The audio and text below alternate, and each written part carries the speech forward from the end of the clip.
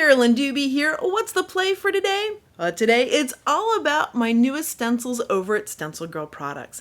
Now this collection is called Random Thoughts, and I'm going to share them with you. I'm going to show you some ways that you can use them, and I'm going to explain some of the design features that I built into these. So enough of my talking, let's take a peek at those stencils. 3 of the stencils are filled with phrases and words that are, well, kind of random, hence the name Random Thoughts. And then I've got speech bubbles here. To me, these really represent those random thoughts that just kind of pop into your head at times. And this stencil also includes all 8 of the masks, which gives you a whole lot of versatility with these. When I'm playing, I love to incorporate words and text into the layers. And what I found is there are 3 big categories of ways that I use words. One is for meaning, another is as a design element, and then the last one is for inspiration. And so let me show you what I mean about those 3 categories. So this first one has to do with meaning. I'm looking for a word that goes in that speech bubble that kind of sums up the look on this kid's face that kind of gives this page a title. Now I'm going to center this word here using my fingers. Yep, that's how I'm doing it. I think I've got the word in about the center, and then I just see how many fingers fit on each side, and if it looks about even, then that is close enough to center for me. Something that I did very intentionally on these stencils is the amount of space left between each line of words. And there's something special about it that I'll be showing you a little bit later in the video, but for now, one of the nice things about it is if you're stenciling just one word, you don't have to mask a lot off. I'm just using a cosmetic sponge here, and I'm not at risk of hitting the word above it or below it. I am, however, at risk of the letters behind it. Now, you may not have this problem, but I know for me, I tend to forget that my cosmetic sponge is drifting a little bit that direction, so that's why I will put a Post-it note there. The very first time I heard the word bumfuzzled, I was smitten with it. It just sounded like such a silly, ridiculous word, and how fitting that it means bewilderment, a state of confusion, that kind of thing. And boy, does that really fit the look on his face. A couple of tips for you here about cosmetic sponges. So after you've used them in a color, you get, well, the paint on the bottom. You can clean them with water, or another way is you simply just trim off the bottom like that. Now, when I do that, I save them, and you can see my pile of them here, all different sizes. So as they get used more and more, they get smaller, they get shorter. When they're brand new, they're a little bit bigger. But what that means is you have various sizes of cosmetic sponges to use. So that means if things ever feel a little tight with the cosmetic sponge that you're using and staying in the space that you want, simply cut a little bit off of it and make it smaller. On this art journal page, I'm going to use Random Thoughts as a design element. I'm going to place the stencil on here, not that it's specifically placed, but more that I'm just covering up a bunch of space. And then I'm going to take some color and put it through just some of the letters. My goal is not to get entire words, it's to leave the impression of words, to hint to them, as if it's a grungy, buried kind of layer. And whenever I'm doing more than one area on a page like this, I tend to go to different areas of the stencil to do different areas of the page, just to keep it looking very random. Earlier in the video, I mentioned that there was a specific reason why I left the amount of space between the lines of words that I did on these stencils. And here's where I'm going to show you why I did that. As I'm doing this, I don't care if I can read the words because I'm using them as a design element. I'm very intentionally staying within this area that's outlined by some of the black lines here so that this text is going to stay in one specific spot. And because this is a stencil, I can see through it, so I can see where those lines are, where the edges of the area that I want to stay in are. So that makes it really easy to stencil that in. If you want to get really crisp lines, one of the things that helps is if you go in an up and down motion with the cosmetic sponge. And you might notice that I'm not doing that. I am going more side to side. I'm kind of dragging it along. Now, when I was doing Bumfuzzled, I was actually going in an up and down motion. I was being very careful. For this one, not so careful. And that's because if the words aren't perfect, if the letters don't have exactly crisp lines, it actually adds to the look that I'm after. So I'm just about finished here with the first layer. So as I lift up the stencil and look at it, I could leave it with those words in that pocket because that's kind of cool the way it is. But I want to show you how to add the second layer to it. I've really zoomed in here so you can see how I'm positioning the stencil. What I want is for the stencil to fall in between the words that are already there. And what that's going to do is make just the very top and very bottom of each row of words touch. They aren't going to overlap very much. They'll just kind of just gently touch each other. When I'm using words as a design element, one of the nice things about it is I don't feel the pressure to stencil perfectly, which means I can do it quickly. I can have a little paint run under here and there, and it actually adds to the finished look. It adds to that bit of design element.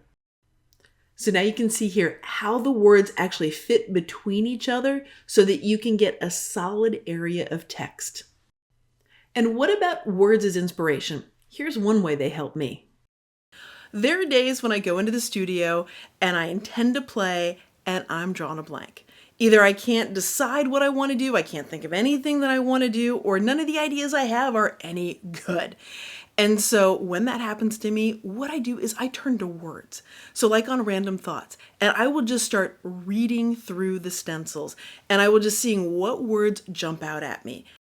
That is how this art journal page started. The words, "That envelope had my future in it," came directly from the stencil, and that inspired me to grab an envelope and start playing around and see where it went. Now on this page, there's something I do want to show you though that's nice about the stencil. It's about how to get things to line up and how to rearrange words. So let me show you that. I've got a vintage letter here and I'm going to add the words on top of that. And just because the words are in a certain order or placement on the stencil does not mean that you are limited by that. You can put them in any order in any direction that you want them to go. So for this one, I want the words to go vertically. So I want to stack them one on top of the other. And I want them to have them lined up really well. Now, if I had an engineering mind, this would be easy and I would be very comfortable measuring and precisely this and thatting. But I'm not. I don't like measuring and doing those things carefully. So I use the stencil to help me do this so that I don't have to measure. I just have to line some things up. So that first word is done and I didn't use much paint, so it's already dry. And what I'm going to do is line up the next word underneath it. I'm going to line up the first letter in each word, so they're one on top of each other.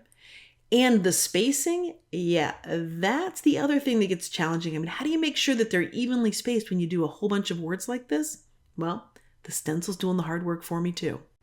So let me zoom in here so you can really see what's going on. All right, so now I've got 2 words done. Now I'm going to head into the third one. And the first thing I'm going to do is I'm going to line up the first letter of the word with the word above it. So I've got the word had, and I'm trying to line it up with the E, but not very carefully apparently. So let me move that over and get it right under the E. So we know how to line up the words so that they can all start in the same place. But what am I doing that's making it so that they will all be the same distance apart as I'm building this? Now, is it because I'm simply lucky and I just have natural talents for spacing things and I can just wing it and make this happen? Nope, not one bit. The stencil is the thing doing it for me. And I'm wondering if you can tell what it is that I'm doing that makes it so that they're evenly spaced. There are 2 things that I line up. I line up the first letter one on top of the other. That way everything is left justified so they all start at the same point on the page. But then to make sure that they're equal distant from each other, I'm actually using something else on the stencil. I'm using the word above what I'm stenciling. Now it doesn't matter what that word is, all that matters is it's going to guide me on the spacing. That's what allows me to get the same distance between each one of these. So the F gets lined up directly under the M, but deciding how far down to move the word future, that's being decided by the word up above. So I'm going to take the word that's on the stencil and I'm going to line up the very bottom of those letters with the very bottom of the letters of the word that I just did, the word my. When you let the stencil do the heavy lifting of positioning things, it makes it really easy to rearrange the words in any order that you want. Now, I happen to be taking a phrase directly from the stencil here for this one, because that was my inspiration to start this play. But you absolutely can pick words from different places on the stencil or on any of the Random Thought stencil and use this technique to get them lined up. So the trick is line up the bottom of the word above with the bottom of the last word stenciled. I do want these words to be really, really crisp, and there are a couple things that I'm doing to make that happen. One is I'm using a thick paint, a heavy body paint. The other thing is I'm using a very small amount of paint. So I'm really dabbing off that cosmetic sponge to make sure I'm using as small amount of paint as I have to use to get the job done. And then the third thing is going in that up and down motion.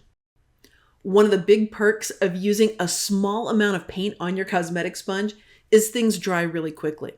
By the time I'm done with a word and I get the stencil on it for the next one, these things are dry. It takes no time for this to dry, so you can get all your words on there quickly.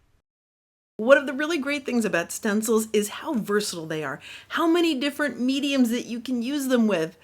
And when I've got new stencils to play with, I play with them a bunch. And so I have so many things that I want to show you in this video, and it's going to be impossible to get everything in here for you. So make sure you hit that subscribe button. That way you'll know as soon as I've got another video out, because I do have more coming where I'm going to go in depth on individual projects so you can see it from start to finish. And you don't want to miss out on those. The video is going to move a little bit faster now so I can pack in as much inspiration as possible in this video for you. So first thing we're going to look at is stencils with modeling paste. Underneath the stencil, I've got a colorful paper that I've created, and then I'm just smearing modeling paste on it. One of the advantages to modeling paste is it's very thick and it holds its shape, so it ends up creating something with a lot of dimension. And because it's so thick, it also doesn't run very easily under the stencil, so it makes it nice and easy to get those crisp lines. Now this art journal page is inspired by noise.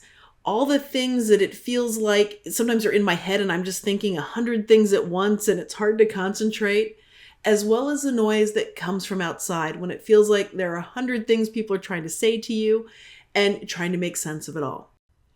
I'm using watercolors here, coloring in the speech bubbles, and I wanted to really create that illusion of depth with it. And it's a really easy way to do that, and I'm showing you all of that in an upcoming full-length video where you can see this page from start to finish. Ink pads are another fun thing to use with stencils. And here I'm layering the words inside the speech bubble. This is as a design element. Not meant to be read, it just adds that subtle little touch to it. And by the way, the paper dolls that I'm playing with here, these stencils by Trina Brannon, check those out. They're also at StencilGirlProducts.com. They have been a blast to play with. So here's a peek of the page in progress. And yep, this is another one where I have a video coming up for you. With the speech bubbles, you can do them individually or you can cluster them together and get all sorts of different looks just simply by where you place them. Now, once I've got some of these colorful conversations going on, I wanted to add some people to them. And so to do that, I'm going to use the Couture stencil by Trina, also over at StencilGirl. And the nice thing about her stencil is it's got people in 2 different sizes. So I can have one person that seems to be making a little more noise and someone not making quite as much. One of the things I love to stencil words on is tissue paper, because it allows me to cut out some of the words and audition them, see if I like where they're at. And because they're on tissue paper, once I glue these things down, the tissue paper will fade away and the color of that gel print there will come up through the words. Now, this tissue paper was done using reverse stenciling. So it's done a little differently than a traditional stenciling. And I've got a full video for you showing you the entire process that I made for an earlier stencil release, and I'll have that link down below for you. Thanks so much for joining me for today's play. If you've had fun, if you've enjoyed this video, I'd so appreciate it if you gave it a thumbs up. And of course, if you know somebody else that enjoys stenciling, share this video with them. If you'd like to know more about my latest stencil release, you can find it all over at StencilGirlProducts.com. And yep, there's a link down below for you too. Thanks so much for letting me be a part of your colorful journey.